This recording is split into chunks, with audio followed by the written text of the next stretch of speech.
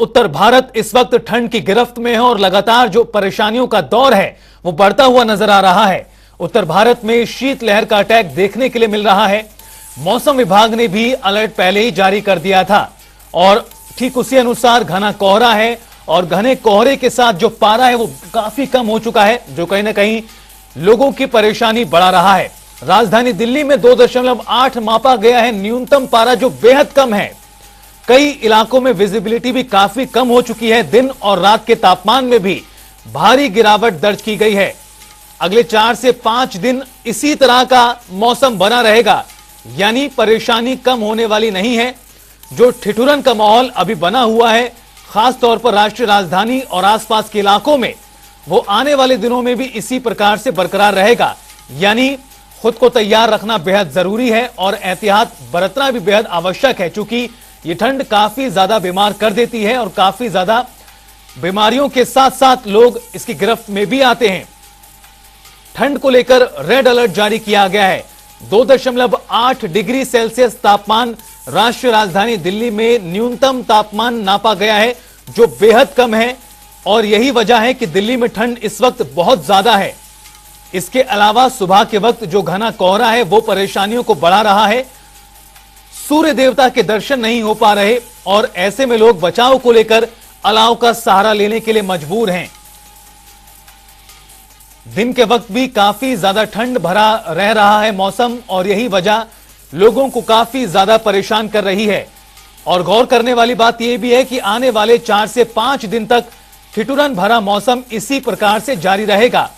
यानी जो परेशानियां अभी हमारे सामने खड़ी हुई है, वही परेशानी आने वाले दिनों में भी बरकरार रहने वाली है।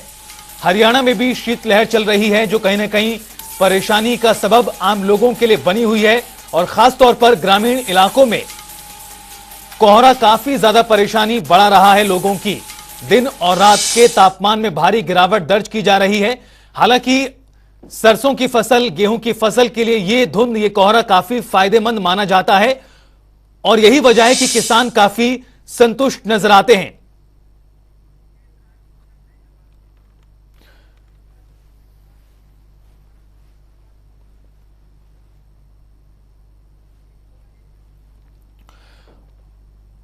और चलिए सीधा रुख करते हैं ग्राउंड जीरो का। किस तरह की तस्वीर वहां बनी हुई है, किस तरह से जो मौसम है अपना कहर बरपा रहा है। फरीदाबाद से हमारे साथ मुकेश राजपूत, जींद से परमजीत पवार और रेवाड़ी से हमारे सहयोगी सुरेंद्र गौड़ हमारे साथ जुड़ रहे हैं। सबसे पहले आपके पास आते हुए मुकेश, फरीदाबाद की स्थिति दिखाएं, किस तरह का माहौल है।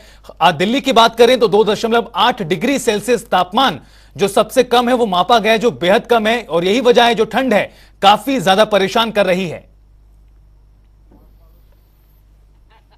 हम देख रहे हैं पिछले कुछ दिनों से उत्तर भारत में जो है लगातार ठंड का जो कहर है वो देखने को मिल रहा है। फरीदाबाद की अगर बात करें हम, तो फरीदाबाद में भी लगातार जो ठंड है वो लगातार बढ़ती हुई नजर आ रही है, क्योंकि लगातार हम तापमान में देख रहे हैं भारी गिरावट जो है वो यहाँ पर दर्ज की जा रही है। क्योंकि इस समय के अगर जो तापमान की बात करें तो लगभग 5 डिग्री सेल्सियस तापमान जो है वो फरीदाबाद के अंदर जो है तापमान वो मापा जा रहा है। ऐसे में कहीं ना कहीं लोगों को ठंड से बचने के लिए अलाव और बहुत ज्यादा कपड़ों का सहारा लेना पड़ रहा है और साथ ही साथ बुजुर्ग और बच्चे घर से बहुत कम बाहर निकल रहे हैं, परंतु जो लोग बाहर निकल रहे हैं वो लोग कहीं ना कहीं अपना पूरा इंतजाम करके जो है वो बाहर निकल रहे हैं। ऐसे में लोगों का कहना है कि थोड़ी सी दूर चलने पर हाथ और पैर पूरी तरीके से सुन्न हो जा रहे हैं, क्योंकि हाड़ कपाने वाली ठंड ये बताई जा रही है। और कहीं ना कहीं जो है स्वास्थ्य विभाग भी कहीं ना कहीं लोगों से अपील कर रहा है कि बहुत ज्यादा काम हो, जरूरी काम हो, तभी जो है वो घरों से बाहर निकले और बुजुर्ग और बच्चों को कहीं ना कहीं इस ठंड से जरूर बचाएं और अलाव का सहारा या जो गर्म कपड़े हैं उनका सहारा जरूर लेते रहे।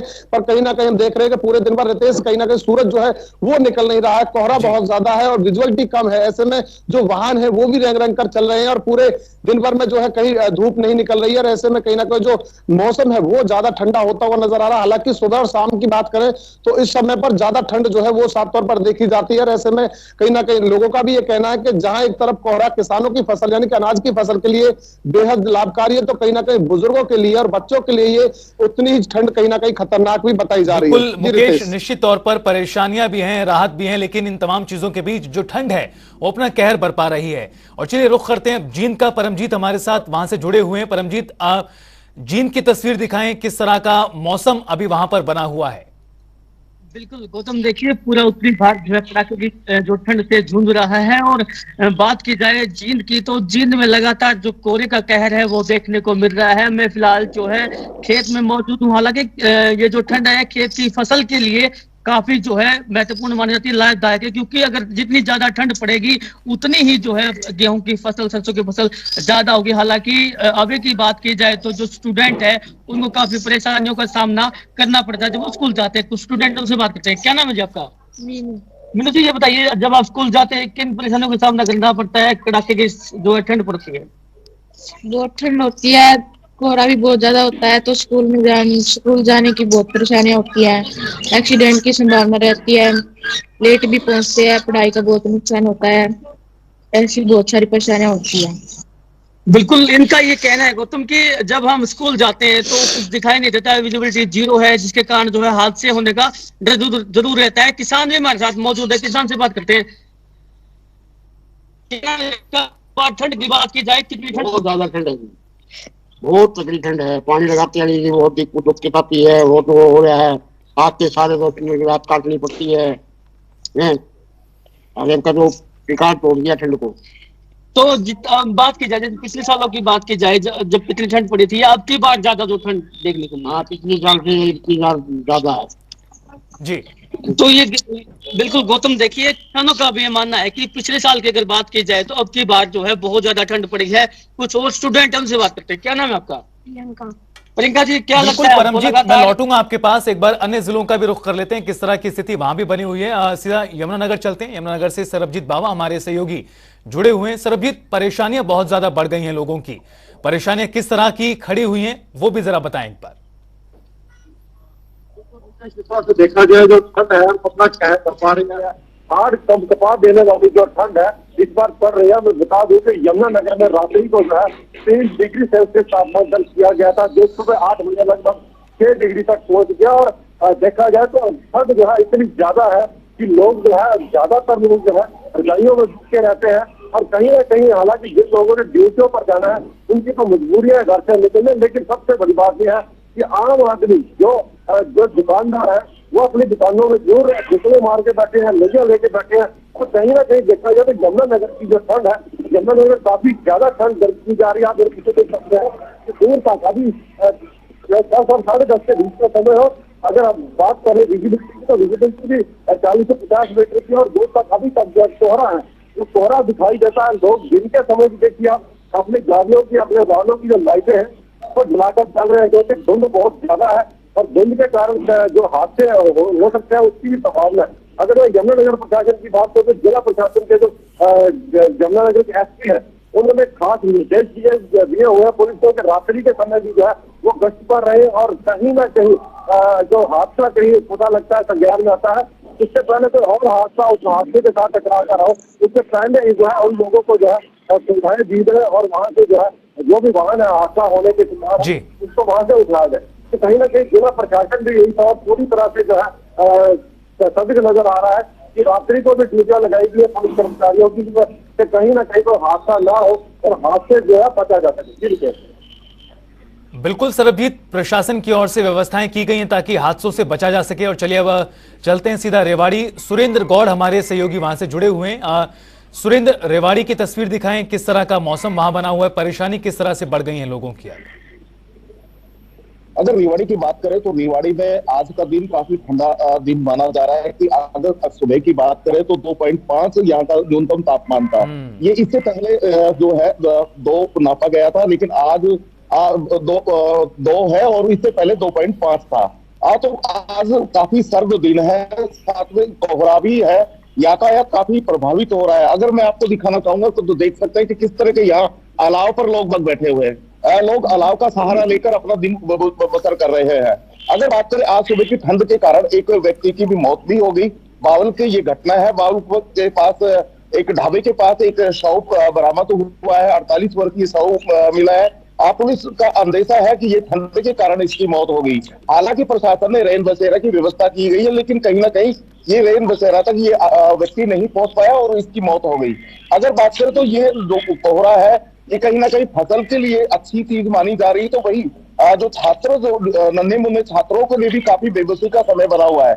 आखिर लगातार छोटे छोटे बच्चे सुबह उठकर स्कूलों में जा रहे हैं, तो ये कहीं ना कहीं उनके लिए भी काफी ठंड का दिन है, तो ये कहीं ना कहीं उनके लिए परेशानी का सबब बना हुआ है। जी बिल्कुल सुरेंद्र, परेशानी का सबब बना हुआ है। निश्चित तौर पर जो परेशानियां हैं, जो कठिनाइयां हैं, आम जनजीवन को लगातार फेस करनी पड़ रही हैं। लेकिन सुरेंद्र, इस तरह के मौसम में जब घना कोहरा होता है, काफी ज्यादा ठंड होती है, शीतलहर भी चल रही है, सड़क हादसों में इजाफा देखने के लिए मिलता है। प्रशासन की ओर से क्या कुछ व्यवस्थाएं की गई हैं रोड सेफ्टी को लेकर, या फिर कहें कि जिस तरह से रात के समय में लोग जो समय गुजारने के लिए मजबूर होते हैं खुले आसमान के नीचे, उनको लेकर भी? अगर बात करें तो जिला प्रशासन ने दोनों तरफ से एडवाइजरी जारी करी है। आज सबसे पहले मौसम को लेकर एडवाइजरी जारी की थी, उसके साथ साथ जो यातायात को लेकर भी एडवाइजरी जारी कर चुके हैं। लगातार लोगों को जागरूक किया जा रहा है कि ठंड में क्या क्या जो नियम है उनका किस तरह से सावधानी बरतनी है। इस तरीके के सरकार के द्वारा भी प्रयास किए जा रहे हैं। लगातार जो प्रशासन की तरफ से जो रैन बसेरा है उनकी भी रात को मॉनिटरिंग की जा रही है। साथ में इस तरह के दल भी बनाए गए हैं जो कहीं बाहर पर सोते हुए मिलते हैं उनको उठाकर रेन बसेरा तक पहुंचाया जाए। तो कुल मिलाकर कहीं ना कहीं प्रशासन और भी इस में पूरी तरह से सक्रिय नजर आ रहा है। जी बिल्कुल सुरेंद्र, तो प्रशासन की ओर से भी व्यवस्थाएं की गई हैं और उसका असर भी कहीं ना कहीं नजर आ रहा है। लेकिन मुकेश, मैं आपके पास आना चाहूंगा। अगर प्रशासन की बात करें, चूंकि अब फरीदाबाद का इलाका ऐसा है जहां से दिल्ली के लोग भी काम करने के लिए आते हैं, फरीदाबाद के लोग भी दिल्ली में काम करने के लिए जाते हैं, और सुबह के वक्त काफी ज्यादा परेशानी इस वक्त झेलनी पड़ रही है। और जिस तरह से आपने अपनी बात रखते हुए कहा था कि हाथ पैर पूरी तरह से सुन्न हो जा रहे हैं, जो कहने काफी ज्यादा परेशानी खड़ी हो रही लोगों की तरफ से। ऐसे में बात करें प्रशासन के इंतजामों को लेकर, तो क्या कुछ व्यवस्थाएं की गई हैं शहरी इलाकों में, ग्रामीण इलाकों में? देखिए रितेश, बिल्कुल, क्योंकि इस समय अगर हम बात करें तो कहीं ना कहीं हादसे बहुत ज्यादा होते हैं, क्योंकि विजुअलिटी कम है, लगातार कोहरा बहुत ज्यादा देख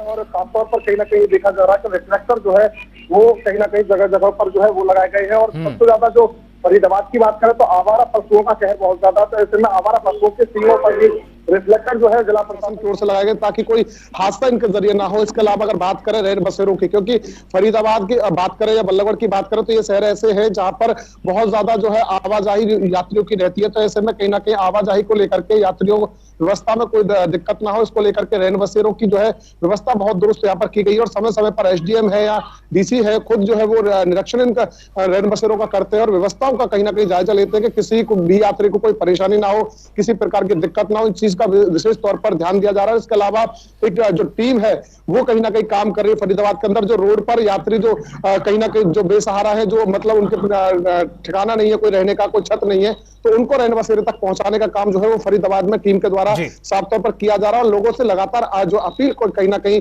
जो है वो फरीदाबाद जिला प्रशासन की ओर से की जा रही है कि बहुत जरूरी काम हो इसके जरिए ही घर से बाहर निकला, अन्यथा घर से लगातार। और ये एडवाइजरी लगातार जारी की जा रही है प्रशासन की ओर से कि अगर जरूरी काम है तभी घर से बाहर निकले। मैं सरबजीत के पास जाऊं उससे पहले एक बार जींद का रुख करते हैं। परमजीत, आप ग्रामीण इलाके में खड़े हुए हैं, आपके पीछे काफी हरियाली नजर आ रही है। शहरी इलाकों और ग्रामीण इलाकों में किस तरह का अंतर तापमान में दिखाई दे रहा है? बिल्कुल, देखिए मैं फिलहाल खेतों में मौजूद हूँ। खेतों में जो है इतनी कड़ाके की ठंड है, मेरे से खुद जो है खड़ा नहीं हो जा रहा है, क्योंकि लगातार जो है हाथ पैर बिल्कुल सुन हो चुके हैं। और एक मैं नजारा बिल्कुल आपको दिखाऊंगा गेहूं की फसल।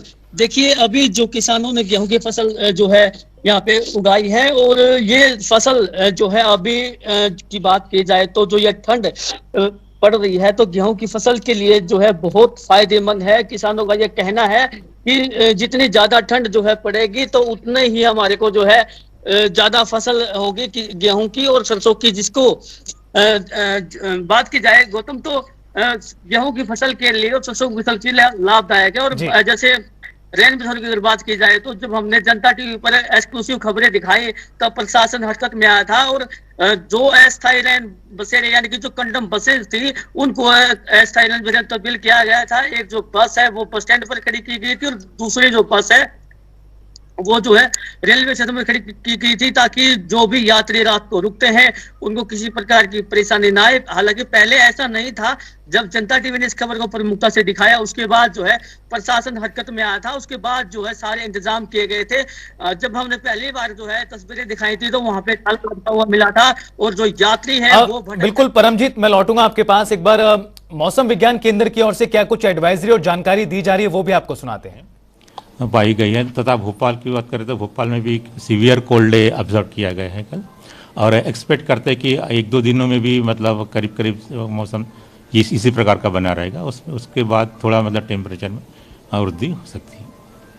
सर, राजधानी भोपाल की अगर बात की जाए तो किस तरह का मौसम रहने वाला है आगे अगले दिनों में? भोपाल की बात करी जाए तो आसमान तो साफ रहने की उम्मीद है, तथा मॉर्निंग आवर्स में कोहरा छाया रहेगा, जैसे आज भी है, और एक्सपेक्ट करते हैं 1-2 दिनों और रहेगा। और टेम्परेचर जैसे राजधानी का 7.4 आज भी रिकॉर्ड किया गया, और मैक्सिमम 17.9 डिग्री सेंटीग्रेड कल रिकॉर्ड किया गया था। सर, कब तक उम्मीद है इस तरह की सर्दी?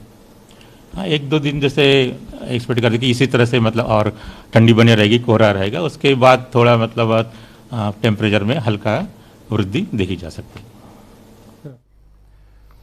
तो देखिए, मध्य प्रदेश भोपाल की जानकारी दी जा रही थी। पूरे उत्तर भारत में इस वक्त शीतलहर का कहर देखने के लिए मिल रहा है, ठंड लगातार जारी है। बहरहाल वापस लौटते हैं, हमारे साथ तमाम हमारे सहयोगी जुड़े हुए हैं।